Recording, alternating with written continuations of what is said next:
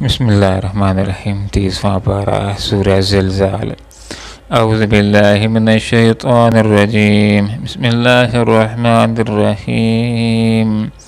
اذا زلزلت الارض زلزالها واخرجت الارض اثقالها وقال الانسان ما لها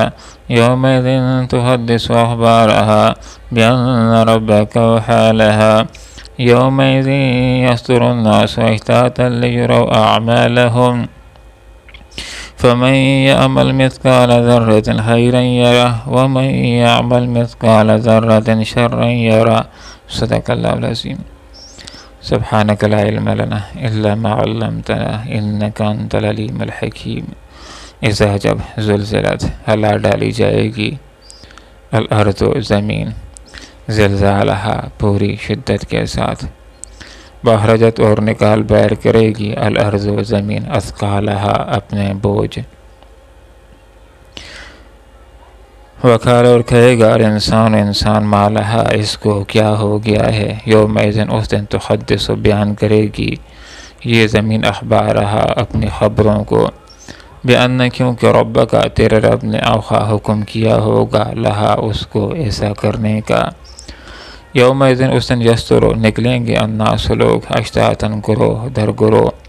لیرو تاکہ ان کو دکھا دیے جائیں اعمالہم ان کی اعمال،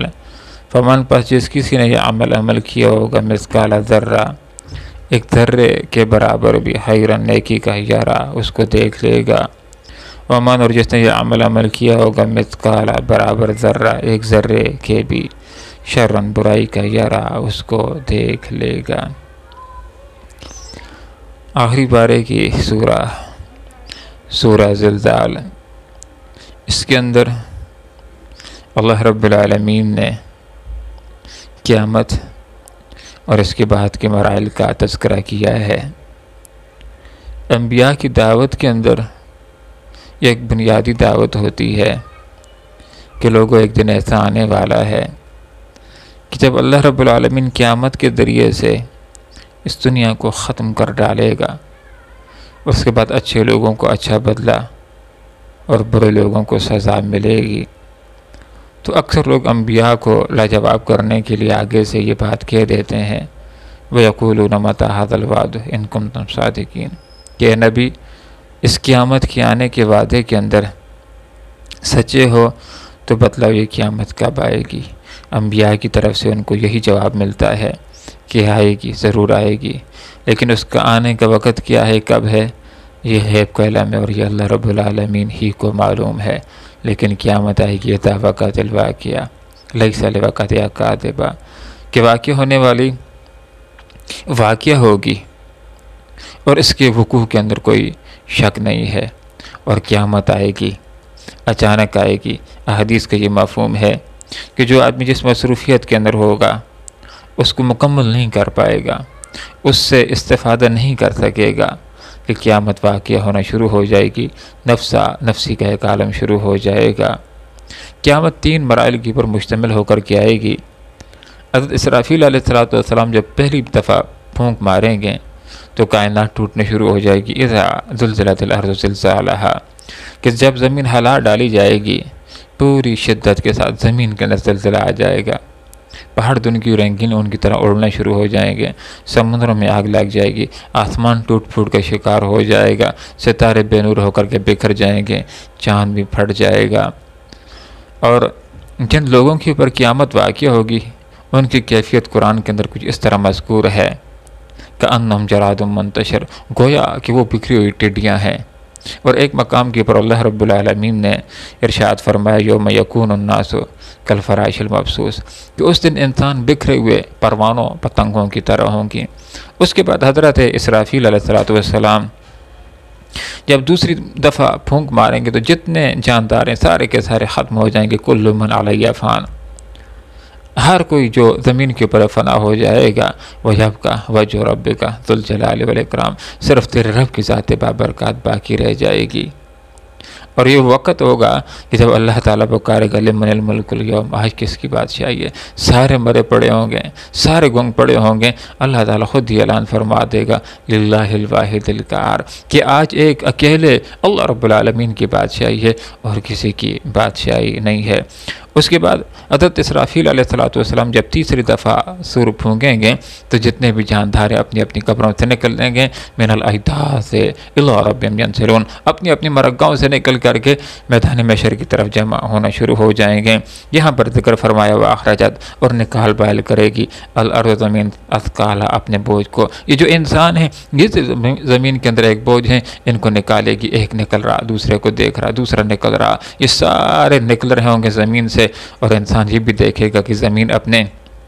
اور بوجھوں کو بھی باہر کر دے گی، سونے بھی نکال رہی ہوگی، ہیرے بھی نکال رہی ہوگی، جواہرات بھی نکال رہی ہوگی، اور انسان دیکھ رہا ہوگا۔ وقال الانسان ما لہا، انسان کہے گا کہ زمین کو کیا ہو گیا ہے، یومئذ تحدث اخبارہا، اس دن زمین اپنی خبروں کو بھی بیان کرے گی، بان ربک اوحی لہا، انسان جب اس کی خبروں کو سنے گا، اس کی گواہی کو سنے گا تو حیران رہ جائے گا کہ کیسے بول رہی ہے، اس کو کس نے بولنے سکھا دیا ہے، بان ربک اوحی لہا، بے شک تیرے رب نے اس زمین کو حکم کیا ہوگا، یہ گواہی دینا شروع ہو جائے گی۔ آپ صلی اللہ علیہ وسلم نے اپنے صحابہ کرام رضوان اللہ تعالی علیہ مجمعین سے سوال کیا کہ اے میرے دوستو،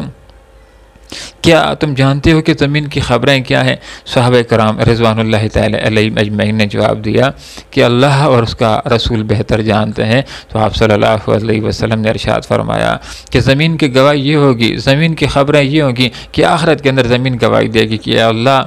فلاں بندے نے، فلاں بندی نے میرے اوپر فلاں اچھا یا فلاں برا کام کیا تھا۔ یومئذ یصدر الناس، اس دن لوگ نکلیں گے اپنی اپنی مرگاہوں سے، اشتاتاً، گروہ در گروہ نکلیں گے میدان محشر کی طرف، لیروا اعمالہم، تاکہ ان کو ان کے اعمال دکھلا دیے جائیں۔ بس جس کسی نے برابر نیکی کا عمل کیا ہوگا اس کو بھی دیکھ لے گا، دیکھنے سے مراد یہ کہ نیکی کا عمل اس کے سامنے آ جائے گا اور اس کو اس کی اچھائی کا بدلہ، اچھا بدلہ دیا جائے گا۔ فمن یعمل مثقال ذرۃ خیرا یرہ ومن یعمل مثقال ذرۃ شرا یرہ، جس کسی نے بھی اگر کوئی برا عمل کیا ہوگا ایک ذرے کے برابر بھی، ذرہ کس چیز کو کہا جاتا ہے، سب سے جو چھوٹی چیونٹی ہوتی ہے، سرخ رنگ کی چیونٹی ہوتی ہے، اس کو عربی کے اندر ذرہ کہا جاتا ہے، یا ذرہ اس کو بھی کہا جاتا ہے کہ جب دھوپ آ رہی ہو اور دیوار کے اندر سوراخ ہو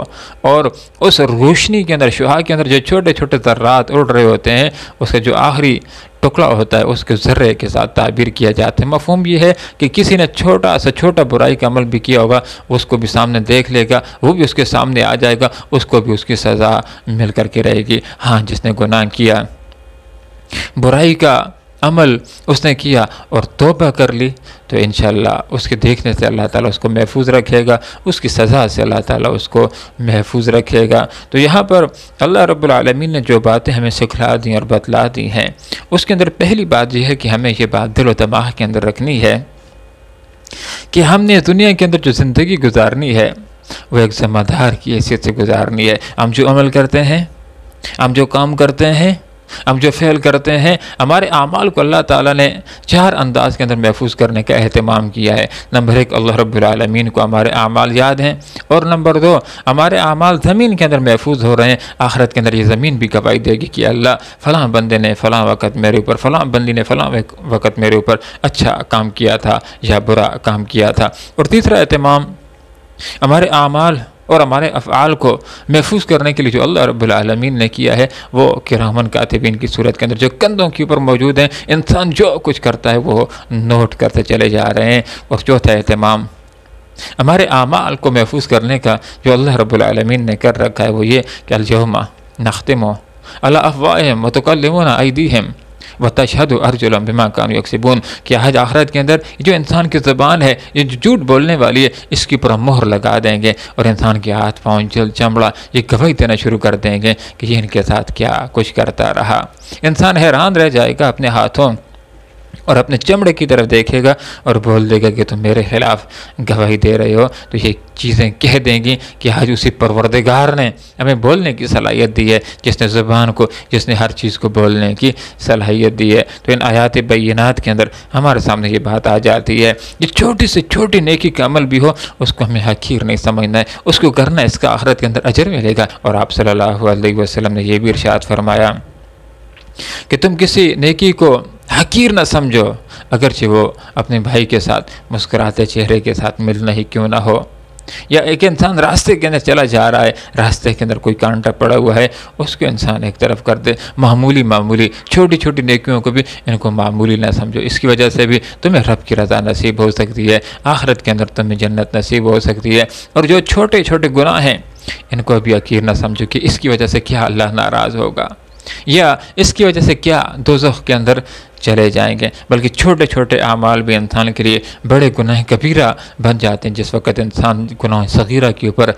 اصرار کرتا ہے، ان سے توبہ نہیں کرتا، وہ بھی کبیرہ کی شکل اختیار کر لیتے ہیں اور انسان کی تباہی کا باعث بننے کے اہل ہو جاتے ہیں۔ تو اللہ رب العالمین سے دعا کرتے ہیں کہ اللہ تعالی ہمیں اس بات کی توفیق عطا فرمائے کہ ہم اپنی موت کو ذہن کے اندر رکھ کر کے، قیامت کو ذہن کے اندر رکھ کر کے زندگی گزاریں، اور ہمارے ذہنوں کے اندر یہ بات ہو کہ ایک دن اللہ کے سامنے حاضری دینی ہے اور اپنے اعمال کی جواب دہی کرنی ہے۔ اچھے اعمال ہوئے تو بہتر ٹھکانہ ہوگا، اور برے اعمال ہوئے تو انتہائی زیادہ برا ٹھکانہ ہو سکتا ہے۔ اور دوسری بات، اس صورت کے اندر ہمیں یہ سیکھنے کو ملی کہ چھوٹی سی چھوٹی نیکی ہو یا بڑی سے بڑی نیکی ہو، اگر ہمیں موقع مل جائے تو اس کے کرنے کے اندر سستی نہیں کرنی چاہیے، بلکہ چابک دستی کے ساتھ اس کے اوپر عمل کرنا چاہیے۔ اور دوسری بات ہم نے یہ سیکھی کہ بڑا گناہ ہو، گناہ کبیرہ ہو،